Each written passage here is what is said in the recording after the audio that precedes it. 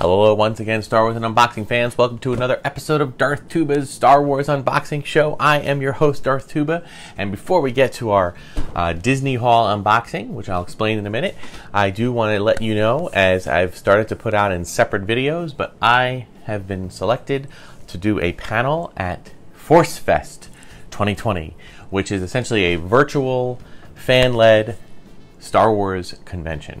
Virtual Star Wars convention.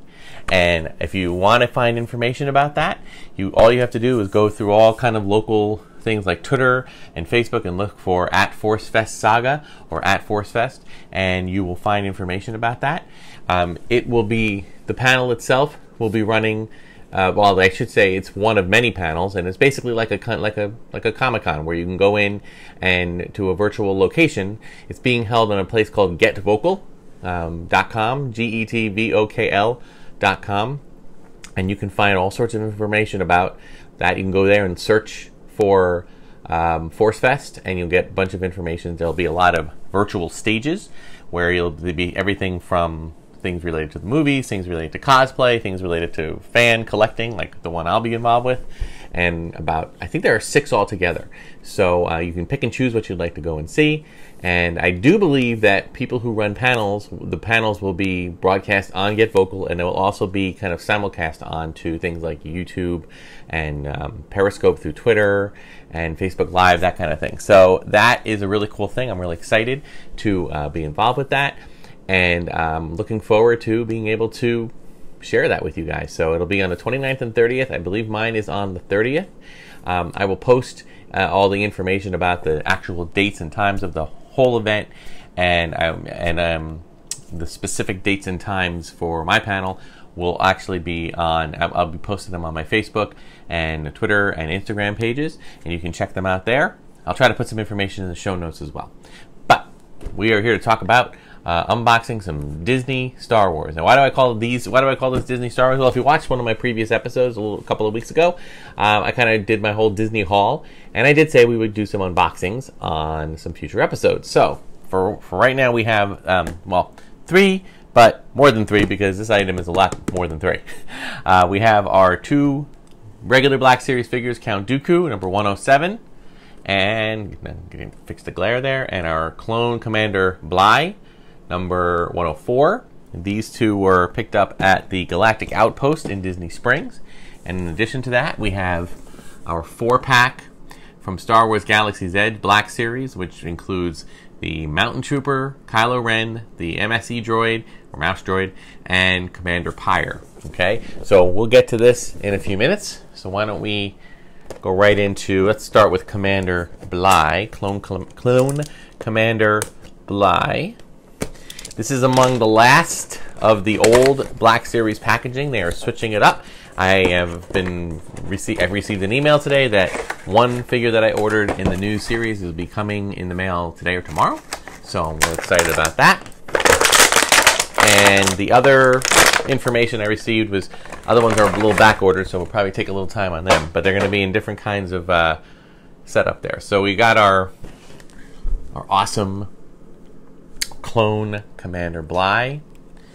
He's got his side arms, both hip side arms, along with his rifle, and I'm going to try really hard to get in his grip, which usually, I mean, Black Series has generally been really good with doing that, getting good articulation so that you can get the figure to be, there we go. I want to do it so that it's totally sideways, but it's a little bit hard to do with this angle, but we'll try. All right, and then you put that there. So it also comes with like a little visor up and down. That's really cool. Again, you know, total full out points of articulation. You know, just an awesome figure. Really great. The Black Series, you know, they do some amazing work, you know, when it comes to the next level of action figures. I really enjoy it. It has a little cloth cape on the, you know, little kilt or whatever it is. All right, so that's really awesome. Now, does he stand? Stand test. Right out of the gate, he stands really well. Okay, sorry you couldn't see the bottom of it, but he does. I'll put a little close-up shot here so you can see it too. All right, so Clone Commander Bly, really, really cool figure. We're gonna place him over here. You can't really see him back. No.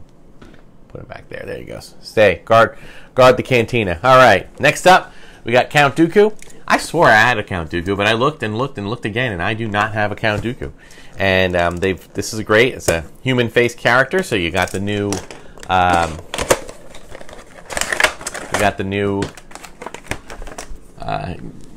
see if I can get this without a glare. Realistic photo scan of his face. The great Christopher Lee. And this also includes 2 options for lightsaber.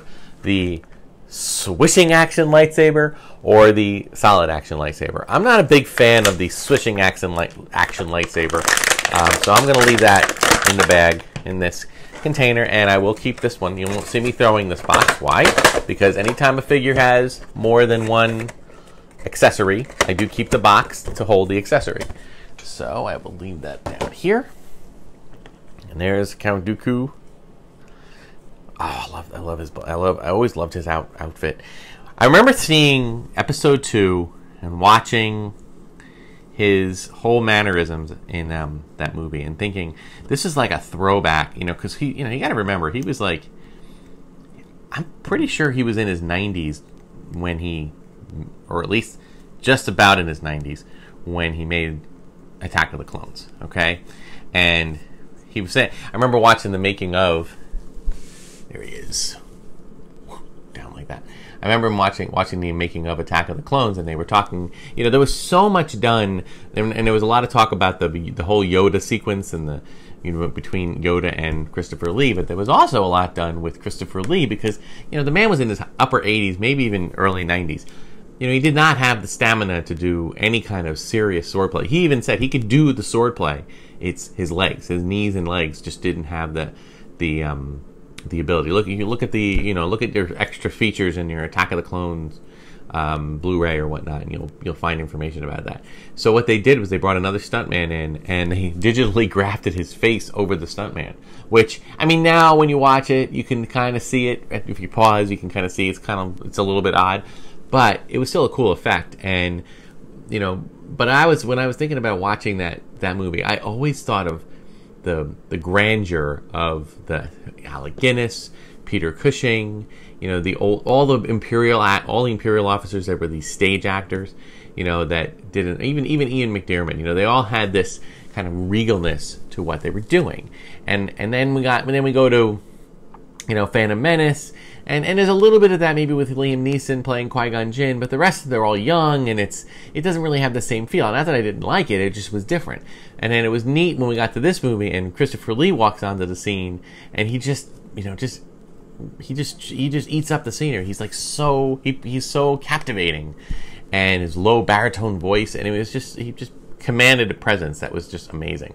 And when he was when he was talking to Obi-Wan or fighting them, Obi-Wan and Anakin, there was just, or his wordplay. It was just so cool to see the wordplay. Like the lightsaber duel between Qui-Gon, Obi-Wan, and Darth Maul, epic. Probably still the best lightsaber duel we've ever had, in my opinion. But this was like a classic lightsaber duel. This was like it wasn't just about the saber. It was about the taunting and the wordplay and all that stuff. So really, really cool. Christopher Lee, great actor, great addition to the Star Wars universe. Really, really sad ending to his character in Revenge of the Sith. I actually felt bad for them when he was sitting there and you see Palpatine like looking, kill him now. He just looks like, okay.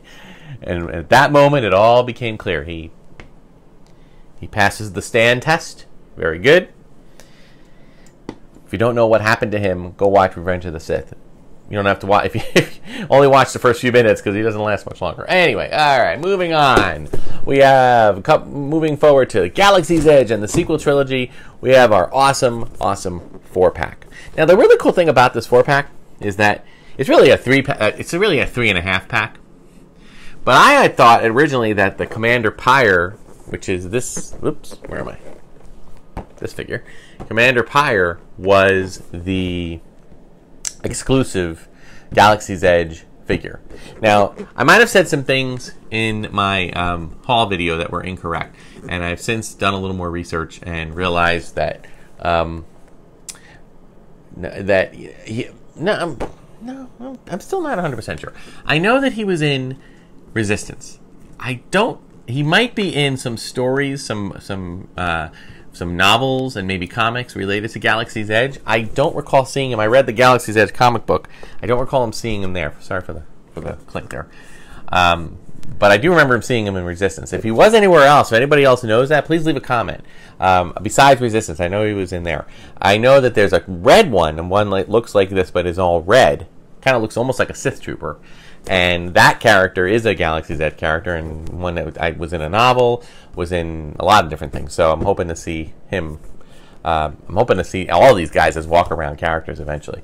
I think Kylo Ren is pretty much just a standard Kylo Ren. They even were good enough to include that this is obviously, for those who don't realize, Galaxy's Edge in Disney World and Disneyland.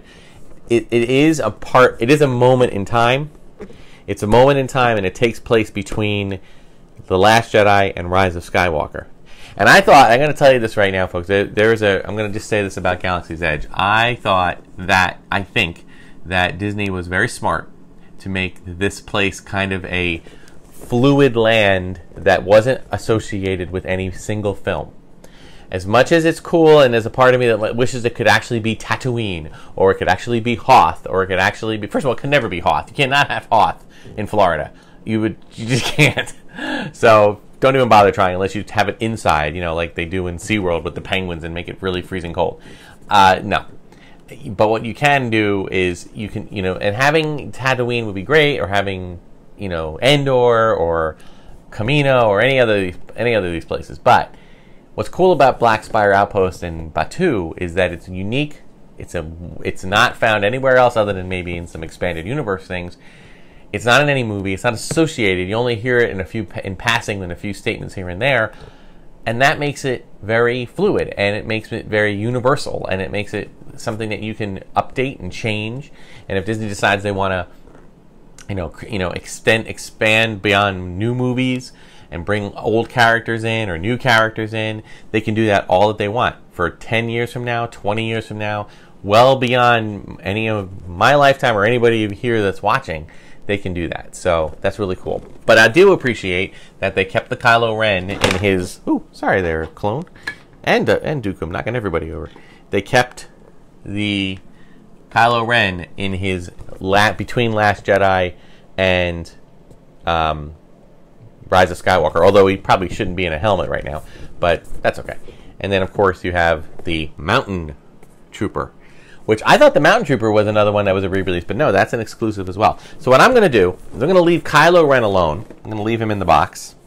And I am going to take out Commander Pyre and the Mountain Trooper. So let's see how we will go about doing that.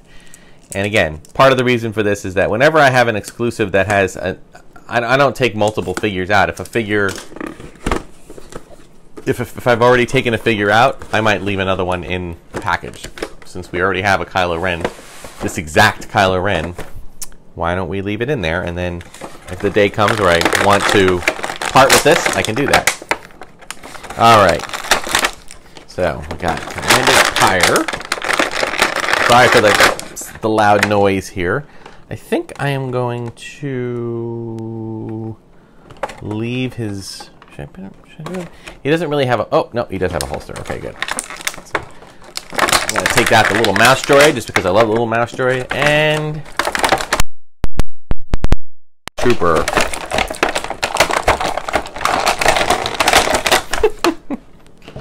Guys are not making it easy. And his nifty gun. Alright, let me just get this back in its place.